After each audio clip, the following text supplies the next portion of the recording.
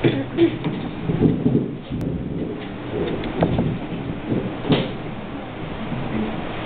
night, everyone. Bye. I'd like to ask you to just ignore my little book on the side. I don't have anything published. It's just my third poem in case I forget a line or two. As usual, you have me nervous up here. That is true talent. Keep it up. I have 3 pieces to present this evening. The first one is entitled City Streets. I actually used to work in Bliss City. I've lived in Belmopan all my life, and I never brought myself to the reality of moving to Bliss City. But one of the things that I used to do is I used to keep spare change in my pocket, and I used to buy meat pies for the kids at the bus station just before I jump on my bus to come home. And there was a day that I bought 2 meat pies for this boy and his sister. And when I got on the bus, this came to me. City streets.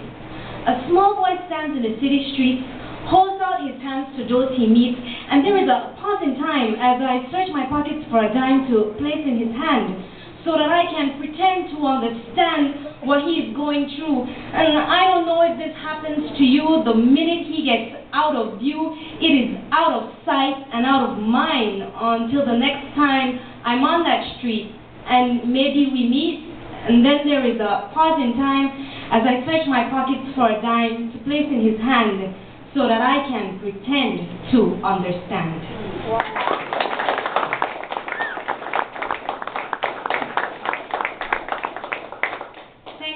The second one I decided on for tonight, I wrote in November. As a program officer at the National Council on Aging, we collaborate with the Women's Department, and the Women's Officer had asked me to show up for poetry reading for 16 days of activism. And when I showed up, I realized it was a poetry contest, much to my dismay. But I wrote this poem. It's called I Could Be Her, She Could Be Me, because I tried to wrap my mind around domestic abuse, domestic violence. It's something that I've never seen personally in my life, and I read a lot of stories. And this is what really came out, and I think the poem in itself is more of a reproach to what I was feeling as a sort of disassociation. I could be her, she could be me. I have judged her more times than he has shoved her, spoken her name in disgust and disdain, and claimed in my condescending voice that my choice would never land me in her shoes. I knew exactly who to choose. I could never be her, and she could never be me. And then the tides turned, and I learned to sit subdued as his voice thundered, and slowly I surrendered pieces of my pride as I tried to hide what was happening, and every word was a sting. And the day he grabbed my dress in emotions less than a lover's caress, I died 1,000 deaths and took the blame to hide my shame.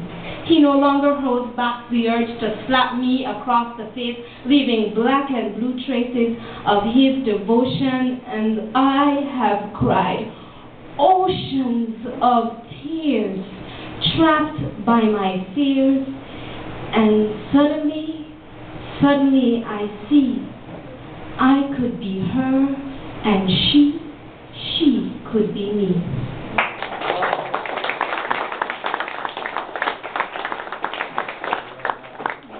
Now, the last piece that I have for tonight is actually one about love. Some of my most noted ones have been about love. And this one is entitled Guilty, and I wrote it after realizing that I had actually crossed certain lines that I should never have crossed. So, guilty.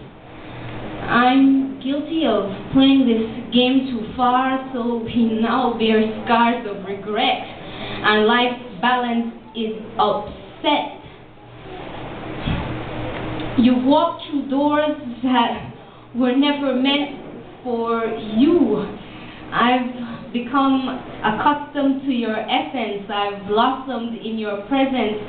But it's not that simple. Life is wrinkled by chance and circumstance.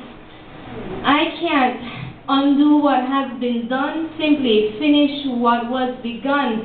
I'm ready to crash, but not ready to burn. It seems I only learned the hard way. I'm guilty of wanting you to stay the same, a lover with no name.